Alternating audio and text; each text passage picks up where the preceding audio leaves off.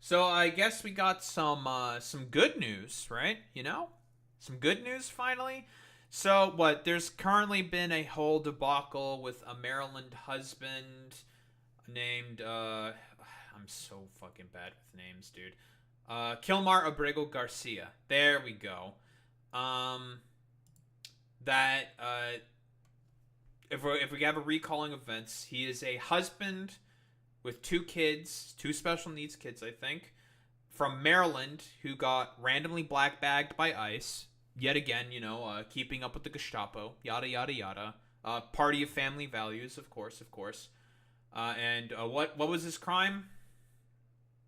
I don't know, something. Probably being too woke or something. And his case went to a judge. I don't remember the name of the judge. It wasn't Judge Boasberg, who previously ruled on a different migrant who got shipped off to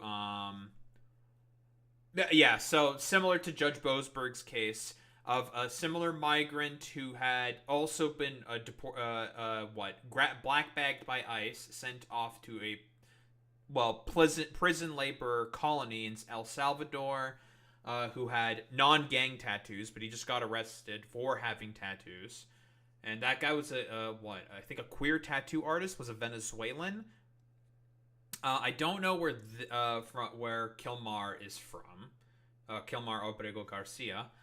I almost just want to say like Venezuelan probably as well, because like most of the people that came up in the general migration wave tend to be Venezuelan, but that doesn't really matter. Who cares?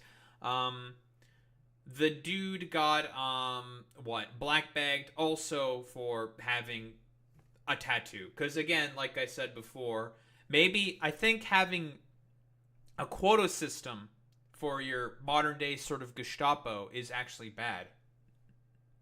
Just saying. Oh, he was from El Salvador, so he's from El Salvador. Okay. But yeah, so the this case ended up going all the way up to the Supreme Court, and the Supreme Court unanimously 9-0 said to the DOJ that they have to facilitate the return of the man who was erroneously deported to El Salvador. Didn't even come up to snuff on the Supreme Court, which is heavily controlled. Because again, like I've talked about this before, but the sort of like what the DOJ is doing is just like, we'll deport for first and then ask questions later. I wonder if Mahmoud's case can make it to SCOTUS. Probably, I don't think so, because I don't like the procedure that has Mahmoud, sort of going after, they frame it in a sort of national security sense, which is obviously ridiculous, because again, the dude just organized some drum circle protests. Yeah, that's definitely going to affect the foreign policy of the United States. But there is an act that a very obscure act that the Secretary of State can use in order to deport particular what can be people who can be perceived as enemies of state, quote unquote. But yeah, so they turned down the administration's request to set aside a judge's order. So what the Trump admin was trying to do is they were trying to get around this, just like not listen to the courts, because at this point there's like, no, we just want to deport people, like fuck you. And Judge Zinnis ordered the Trump administration to take all available steps to facilitate the return of Abrego Garcia to the United States as soon as possible, because again, they followed no due process. They didn't follow any of the procedures at all necessary to actually deport the guy. The guy never got his fucking day in court, in immigration court, or anything at all. They just grabbed him, fucking threw him in a plane, and then just sent him off to El Salvador. That's all they did. Nothing else happened. So what do we got here? Hello from Greenbelt, MD. A few hours before an urgently arranged court hearing in the case of Kilmar Abrego Garcia, DOJ is under a court order to provide an update on efforts to bring him back to the United States from El Salvador by 9:30 a.m. DOJ is trying to cancel today's hearing and delay a filing a response to the judge's order. So this is more of the stuff I wanted to talk about, like, because it's pretty obvious and blatant that the Trump administration is cooked. Like, it's over. The dude is he's a migrant. There's no evidence that he's affiliated with any gangs. Like, they're trying to say he's a part of Tren de Aragua, even though he's from El Salvador. Tren de Aragua is a Venezuelan gang. So, like, could there be Tren de Aragua in El Salvador? Maybe, but probably not. It's just complete fucking nonsense. And they're trying to get him based on the fact that he has, like, a funny-looking tattoo or some shit that has no affiliation with Tren de Aragua, because we're dealing with a bunch of dipshit fascists and racists. Duh. So, like, literally, there's just, like, no evidence of, like, any gang affiliation or anything. So they're trying to cancel that hearing. So if we want to talk about potential for constitutional crisis, here's your constitutional crisis. What happens if the executive just completely ignores the judicial? I have a really hard time pronouncing those words. I mean, it should have, probably happened with Congress, but, no one really gave a shit about that.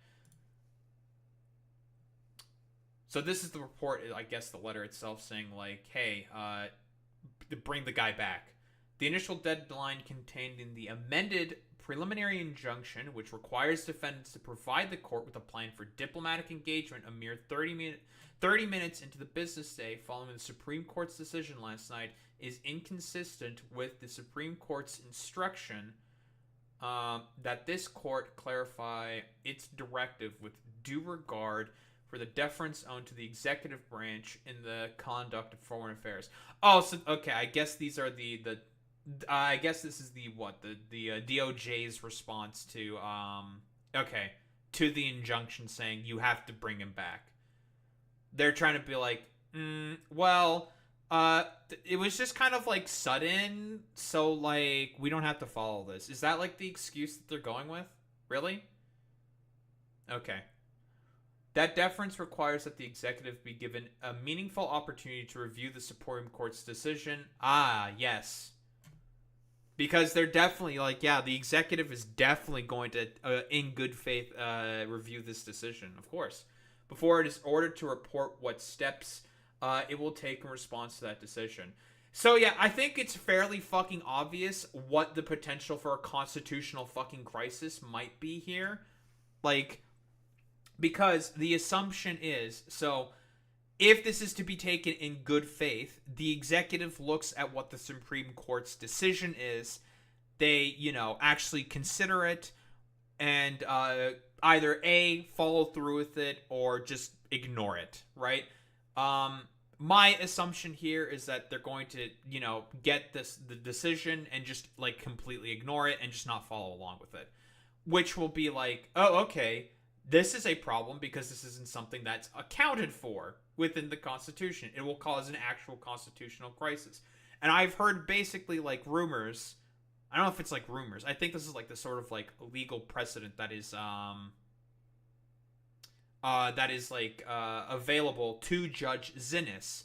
Judge Zinnis has the ability to send marshals. Has the ability, I think, to send marshals. I don't know if it'd be sent to the White House or to the executive, saying like, hey, you have to follow through with this court order in order to, like, in good faith, follow through with what the Supreme Court's ruling is. Because, equal branches of government and shit like that. Which is, I think, that's one of the things that I don't remember which amendment it is in the Constitution.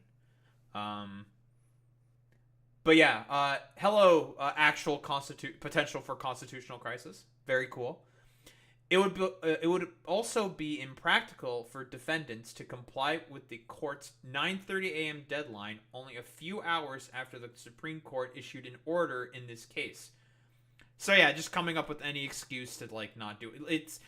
It's the federal government of the United States. Even as dysfunctional as it is right now, it should be able to fucking do this, but they just don't want to. That's the reason why they're saying this stuff. The amended preliminary injunction further is inconsistent with the Supreme Court's express directive that the compliance deadline in the challenged order is no longer effective. Defendants proposed that the court modify its order to allow defendants until 5 p.m. On Tuesday, April 15th, to submit its supplemental declaration and to reschedule any hearing on this matter until Wednesday, April 16th, 2025. Okay, so this is like the standard fucking Trump legal playbook. Delay until like it becomes irrelevant. That's like the point. Canada would be materially better on this IMO. I don't really know much about like the Canadian Supreme Court and like Canadian law in terms of like shit like this.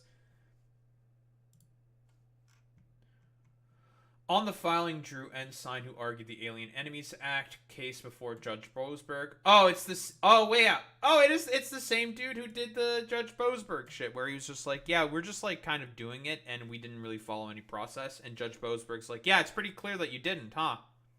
Same fucking dude. Nice. Update: this 9:30 deadline has passed with no information from the Justice Department about Abrego Garcia's location or status. As demanded by the judge, she has not granted an extension, unclear if she will. So, yeah. Is this like constitutional crisis mode now? Is this what's going on? You have an ideas, Boy Meets Mini? That's what I'm seeing right here. I think it's constitutional crisis time, because they're probably not going to go ahead with it. Like, they're just going to ignore this. That's my bet. I mean, Trump hasn't met a constitutional crisis he hasn't liked. That's true. Abrego Garcia's lawyers urged the judge to reject DOJ's effort to delay. Yep, that's what they're doing. They're trying to delay. They say the government was under order for multiple days to begin facilitating Abrego Garcia's return prior to Chief Justice Roberts' stay order on Monday. So this was when they that's the 9-0 vote, basically, right? By the Supreme Court saying, like, yeah, you have to bring him back.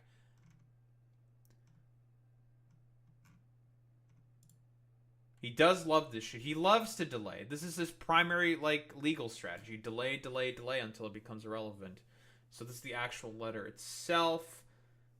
Saying, like, hey, or is this is from Abrego Garcia's lawyer. So this would be the, not the defendants. The defendants of the U.S. is the administration in this particular case. So this would be the prosecution.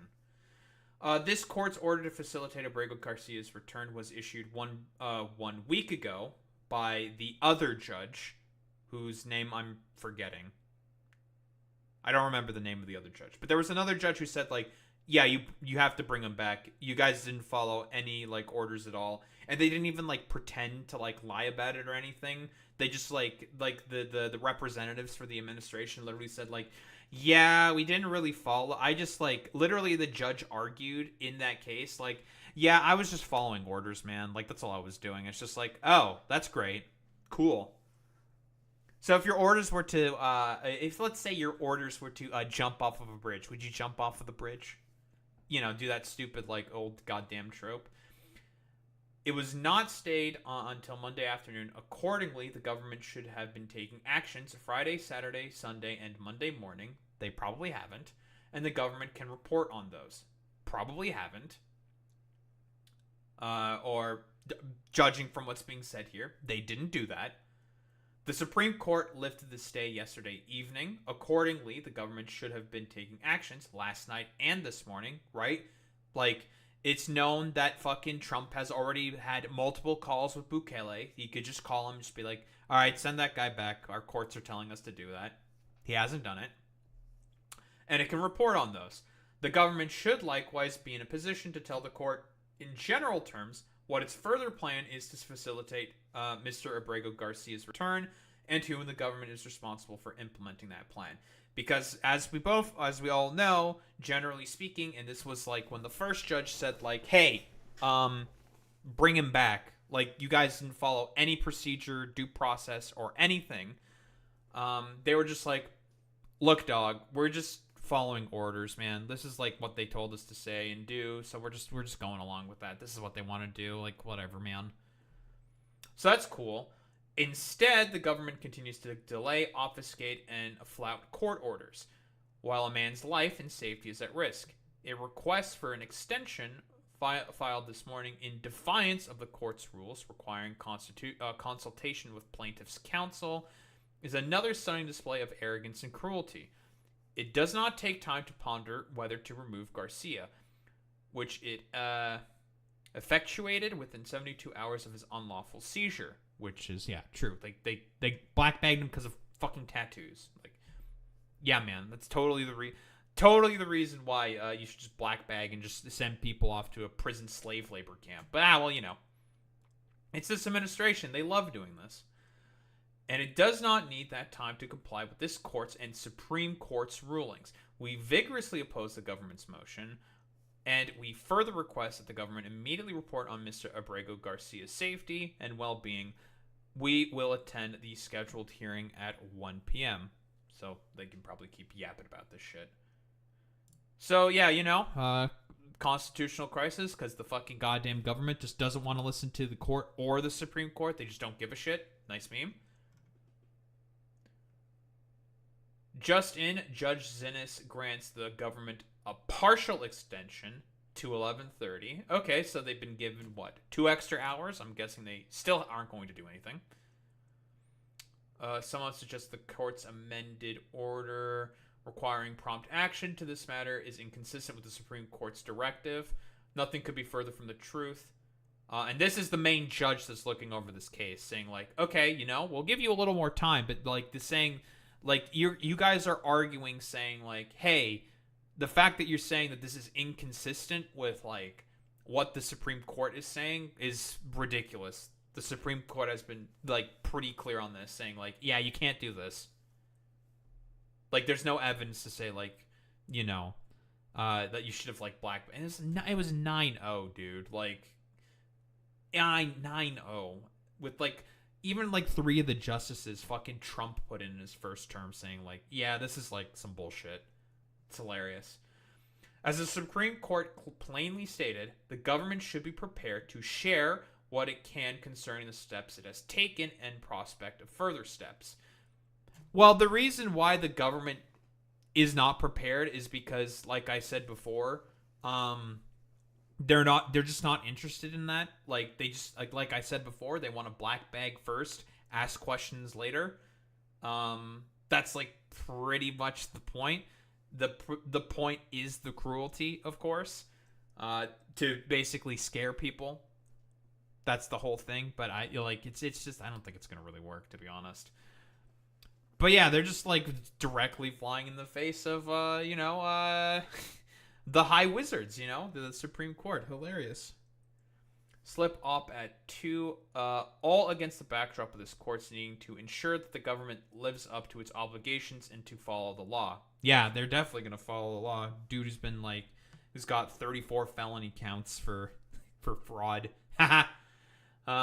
Also, like, here's the thing, like, asking the government to be prepared to share, like, what it can concerning the steps it has taken. This is, again, like, the same dude who literally hid a bunch of secret documents, like, nuclear documents, top secret shit in the bathroom of Mar-a-Lago so he could fucking sell off nuclear secrets to people because he wanted to pay for his, like, fucking all of his court hearings and shit. It's hilarious. So do you, like, really think that they want to share the sort of, like, what they've tried to do in terms of, like, the deportation of Abrego Garcia? Probably not. Like, not this administration. Like, literally even the Signal chat is, like, a perfect example of that. They wanted to break the law, not follow the Congressional Records Act, right? Of putting that within the, like, top secret confidential secrets within the congressional record. They wanted to do their little air campaign in Yemen completely in secret without anyone knowing, and then oops, group chat leaked. Fuck. Now it's a complete scandal fucking shit show. Hilarious. Accordingly, the court grants in part the request and will extend the filing deadline until 11:30 a.m. today. The hearing date and time will remain unchanged. For further court proceedings, saying, like, okay, like, give us the information. What are you doing to bring him back? And I don't know I don't know if everyone's checked the time, but it's currently 8:52 p.m. Eastern time of April 11th, and my assumption is that they did not follow through with this, but because the hearing is still set for 1 p.m. Update: we have arrived at 11:30 with no response filing from the Justice Department yet. Well, even with that 2-hour extension, still nothing from the Justice Department saying what they're going to do to bring him back. Very good. Breaking: DOJ says it won't comply with Judge Zinnis's order because the deadline she set is impracticable. Practicable? What do you mean it's impracticable? Is that even a fucking word? So they're not going to comply because, we haven't been given enough time. You've been given a week. This is just excuses. Like I said before, they got the fucking order about a week ago from the previous judge saying, hey, bring him back. You have a week. They had a week. They sat on their asses and they didn't do anything because they didn't want to bring him back. They want to send him off to the prison slave labor camp because they have some fucking quid pro quo with Nayib Bukele. That's my guess. There's some quid pro quo. They want to have their ICE Gestapo fucking quotas and everything. But let's see. What's the response to the amended preliminary injunction order? What does the DOJ have to say? Defendants aren't able to provide the information requested by the court on the impracticable deadline set by the court hours after the Supreme Court issued its order.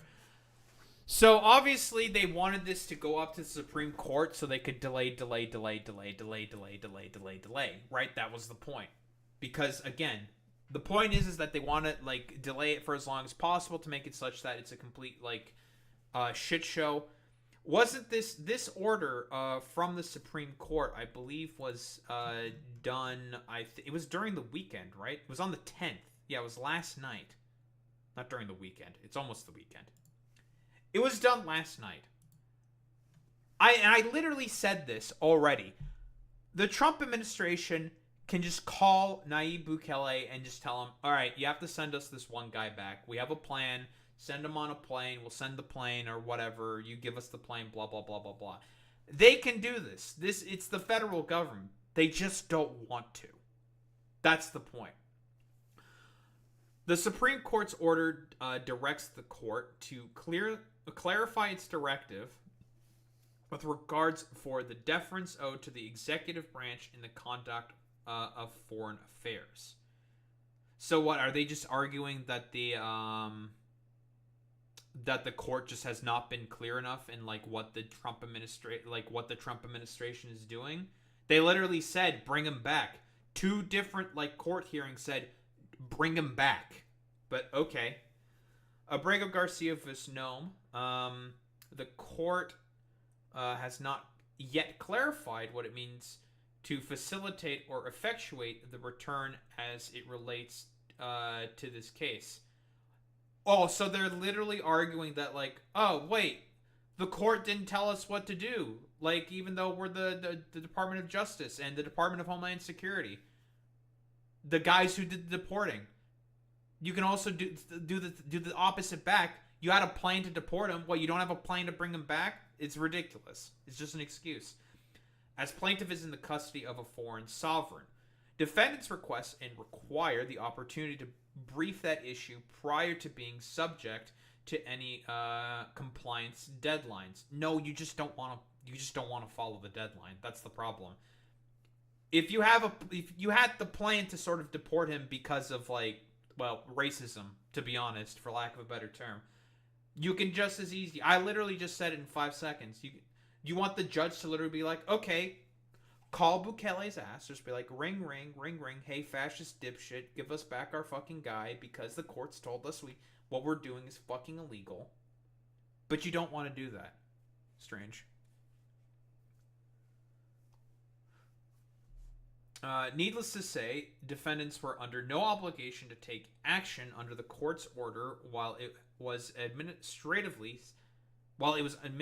stayed by the Chief Justice of the United States. in light of insufficient amount of time afforded to review the Supreme Court's order following the dissolution of the administrative stay. In this case, defendants are not in a position where they can share information requested by the court. That is fucking bullshit. And literally everyone...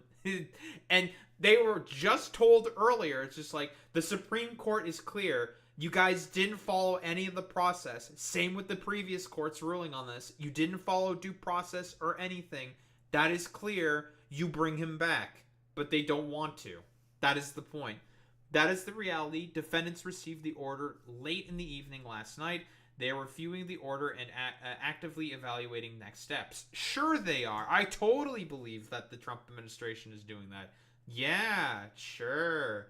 It is unreasonable and impracticable for defendants to reveal potential steps before those steps are reviewed, agreed upon, and vetted. Dude, it's the fucking, like, needle and diming, like, proceduralist fucking bullshit to try to, like, skirt around the fucking court order. That's, like, the point of this, by the way. That's why they're doing, like for the guys who hate fucking proceduralism as much as they do, they are so focused on following the proper procedure when it comes to, like, bringing back a someone who they unlawfully and undutifully sent to the, El Salvadoran fucking prison slave labor camp. Or like the whole conduct shit with permanent residency. Yeah, like, they're just doing it's all an excuse. Like, that's the point. I've seen many a U.S. citizen who don't meet that standard. Well, it's as a lot of fucking dipshits say. We have a higher standard expected of fucking permanent residents, and they're not wrong when they fucking say that. But the reason why that higher fucking standard exists is because of racism, first and foremost. But, YOLO swag 420, who gives a shit? Nice meme. Foreign affairs cannot operate on judicial timelines, in part because it involves sensitive country-specific considerations wholly inappropriate for judicial review. Yeah, this is just complete fucking bullshit. So DOJ's position ignores Zinnis's request for information about steps that the administration has already taken, not just the ones it might take in the future. So that's what they're, like, bitching and complaining about. Oh, what do you mean? Like, we did these in the past, and you haven't told us what to do in the future. It's silly. Zinnis is taking the bench. Zinnis begins by summing up SCOTUS order, which she notes affirmed all aspects of my decision in prior orders, saving for requiring clarification. This court amended its prior order and made clear what the government must do, consistent with the Supreme Court's directive. So basically what Zinnis is saying, like, the Supreme Court is clear. They said to bring him back, quite literally. Trump admin must facilitate return of man erroneously deported to El Salvador. But the problem that, like, what the Trump administration is basically arguing is like, what do you mean by facilitate and effectuate? Like, what does that mean? That's not very clear. Even though, is the court supposed to know what the steps are available? Because what the Trump administration is saying the court has to give us the ability to be able to do that, which is fucking stupid because it's not the responsibility of either the Supreme Court or these district courts to know the steps necessary to bring back, to facilitate the return of Kilmar Abrego Garcia. So they're using that as an excuse to ignore, like, the order to bring him back. That's the point. So, yeah, I mean, it's just like, no. We're just not going to follow it because the court has not given us the orders that we have to follow in order to bring him back. When that is the responsibility of DHS. Like, quite literally, what is the point of having DHS as an institution if they don't know how to bring back or facilitate the return of people that they just randomly deport? Think about it for, like, literally 3 seconds. But it's the courts that have to tell, like, DHS what they have to do. They just said, like, you're going to take the steps available. We don't care, like, what it is. Who gives a shit about any of that? You're going to do it, and you're going to bring them back. That's what you're going to do. But, meh.